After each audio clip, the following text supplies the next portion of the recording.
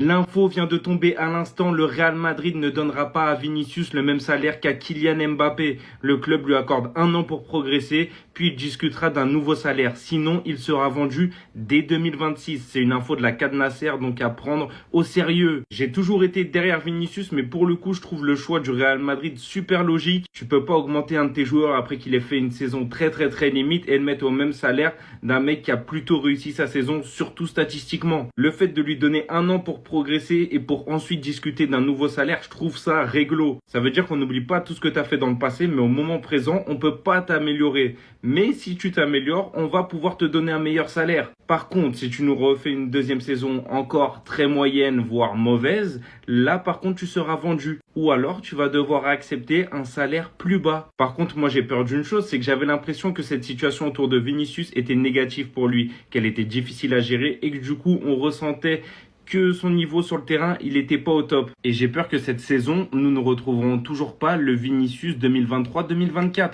À vous de me le dire dans les commentaires, qu'est-ce que vous pensez de ce choix du Real Madrid? En vrai, les amis, est-ce qu'on peut en vouloir au Real Madrid?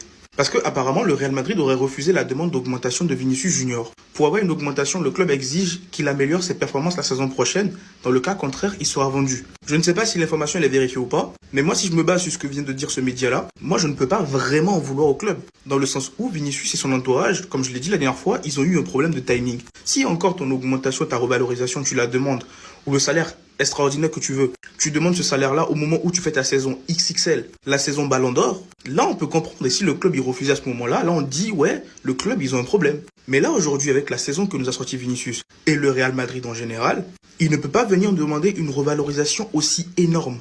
Et ça, j'ai l'impression que beaucoup de gens ont du mal à le comprendre. Après, je sais qu'il y en a qui vont me dire que ouais, le club n'a pas le droit de lui interdire une augmentation de salaire. Mais là, je pense que ce n'est pas juste l'augmentation qui lui est refusée. C'est plutôt le salaire qu'il est en train de demander. Là, il demande le salaire limite d'un joueur qui vient de sortir une saison XXL. Et sinon, le club de base, le club voulait le prolonger, hein.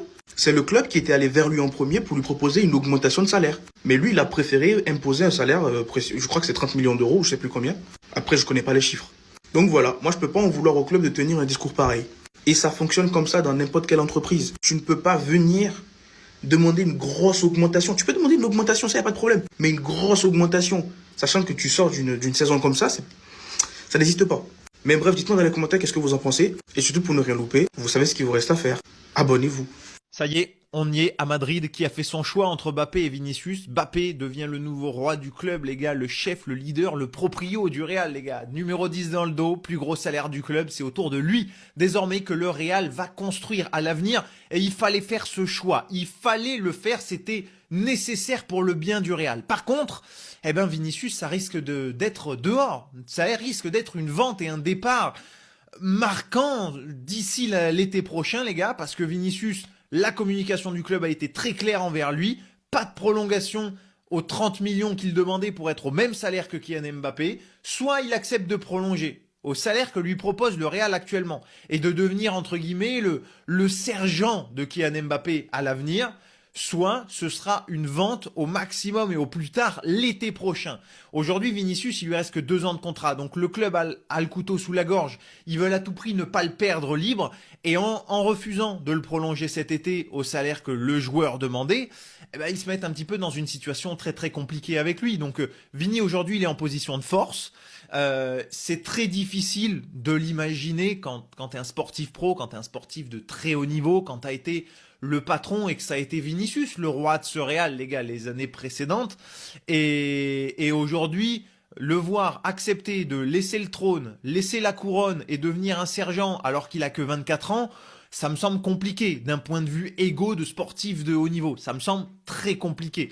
Puis peut-être qu'il aura aussi envie d'aller voir ailleurs, d'aller chercher un autre défi. Et puis je pense que les clubs qui auront envie de le recruter vont être très nombreux d'ici à l'été prochain, parce que même si sa saison elle n'a pas été fameuse cette année, on connaît le talent du joueur. Encore une fois, c'est encore un joueur qui est très jeune. Donc voilà, en tout cas, le choix est fait. Et encore une fois, je pense que c'est pour le bien du club, parce que l'arrivée de Mbappé a fait beaucoup de mal, parce que trop de stars, trop d'ego, ça ne peut pas fonctionner, c'est impossible. Le choix est fait, c'est Mbappé le patron, c'est Mbappé le chef. Et ben, ceux qui sont pas d'accord avec ça, désormais au Real, vont pouvoir et auront la porte ouverte, à commencer par Vinicius, les gars. Dis-moi ce que t'en penses de Voilà, c'est le Real 2.0, les gars. C'est la nouvelle ère qui commence au Real. L'ère Kylian Mbappé commence officiellement à Madrid. Et on l'espère pour lui et pour le club, quelque part, pour le plus grand bien et pour un maximum de réussite. En tout cas, le choix est fait. Et effectivement, tu pouvais pas rester dans cette espèce de flou avec voilà, trop de stars, trop d'ego, trop de gars qui marchent sur le terrain. À un moment, c'était plus possible. La réalité, c'est que le Real Madrid baisse son froc pour Mbappé, que vous le vouliez ou non. La grande institution, le Real Madrid, c'est pas le PSG. Non, on n'est pas le PSG, hein. On est pire qu'eux. On est pire que Paris. C'est le Real de Mbappé, voilà. Le Real de Mbappé Football Club. C'est exactement ça. Là, vous allez voir, hein, le prochain rôle qu'on va lui donner, capitaine. Il sera capitaine Mbappé, vous verrez. Ça me choquerait même pas de voir ça. Tellement le Real baisse son froc devant lui, en fait. Pour lui, c'est une dinguerie. On lui donne tout, tout, tout, tout et tout. Vous savez, là, c'est comme les meufs faciles. C'est exactement ça. Eh ben, nous, le Real Madrid, c'est ça. On est les meufs faciles. On donne tout à Mbappé. Et voilà. On twerk sur lui, en fait. Voilà que ça m'énerve tellement. C'est une dinguerie d'avoir autant de pouvoir alors qu'il est arrivé il y a à peine une saison. Il n'a encore rien fait. T'es là, tu lui donnes tout. J'adore ce genre d'article parce que c'est des choses que j'ai sorties et vous m'avez pas cru. C'est qui tes sources? C'est faux? C'est pas vrai? Pour ressortir la même chose. Mais on va aller point par point. Vini GR veut le même salaire que Mbappé pour prolonger au Real Madrid. Vini veut l'un des plus gros salaires du club, ça c'est une réalité. Mais il ne mentionne même pas Mbappé dans sa prolongation de 1. Et de 2, faut savoir que le salaire de Kylian Mbappé est un peu biaisé. Parce que dans le salaire que vous voyez, je crois que c'est 31,5 ou autre, il y a sa prime à la signature dedans qui est impactée dedans.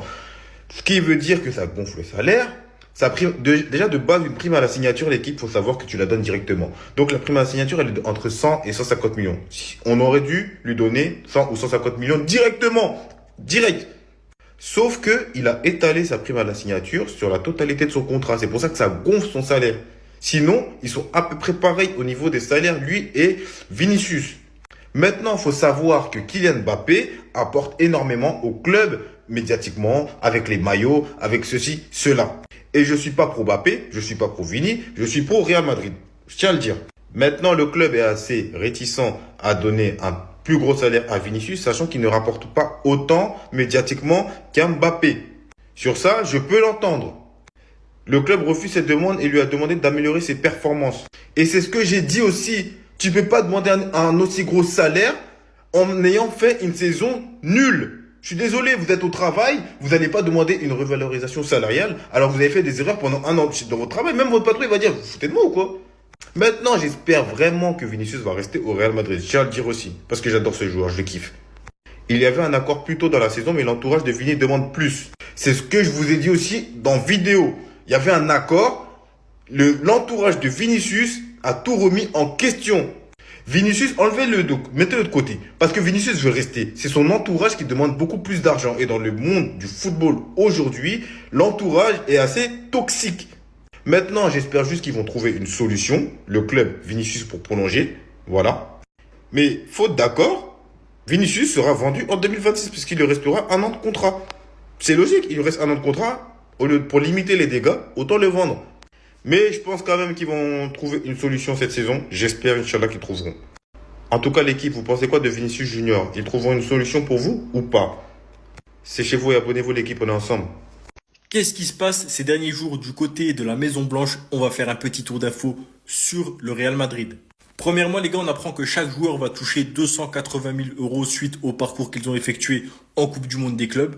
Bon ben voilà, au moins ils auront de quoi financer leurs vacances parce que quand même, ils en avaient besoin. Ensuite, on apprend que Juan Martinez, les gars, le jeune donc de la Castilla qui s'est fait les ligaments croisés il y a environ un an, défenseur central, va faire partie des plans de Xabi Alonso. Dans un premier temps, il devrait continuer à jouer avec la Castilla pour reprendre le rythme, reprendre du niveau, puis dans un second temps, intégrer l'équipe première. Et moi les gars, je pense que ça va pas faire de mal du tout étant donné qu'au poste de défenseur central, on a des grosses lacunes, surtout si le Real Madrid ne recrute pas.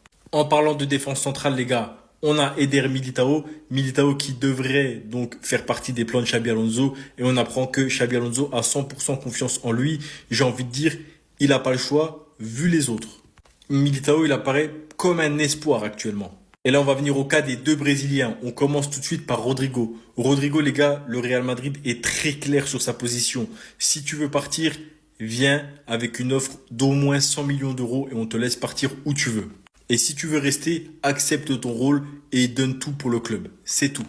Bon, malgré ces informations, moi je pense qu'il va partir les gars parce que Rodrigo c'est pas un joueur qui peut se permettre d'être remplaçant à ce moment-là de sa carrière et en plus on sait qu'il peut prendre le lead dans des équipes en première ligue voire au Bayern de Munich. Et pour terminer avec Vinicius Junior les gars, donc le Real Madrid et lui sont toujours dans l'impasse, les négociations sont gelées mais on apprend par contre qu'il y avait un accord plus tôt dans la saison donc que le Real Madrid et Vinicius étaient tombés en accord pour la prolongation plus tôt mais que l'entourage de Vinicius a demandé plus au final ce qui a mener la situation à laquelle on est aujourd'hui. Les discussions sont gelées. C'est à peu près tout ce qu'on peut dire sur le Real Madrid. Si vous avez bien aimé la vidéo, les gars, n'hésitez pas à me dire si sur quel club je peux faire un tour d'information. Moi, je suis prêt à le faire. Et puis, si ça vous plaît, on continuera. Bon, mes Madrilènes, comme vous avez tous suivi, vous avez vu que Mbappé va prendre le 10.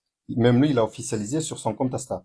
Donc, Mbappé prend le 10, ça veut dire que le 9 sera libre. Donc, à votre avis, qui va prendre ce numéro-là?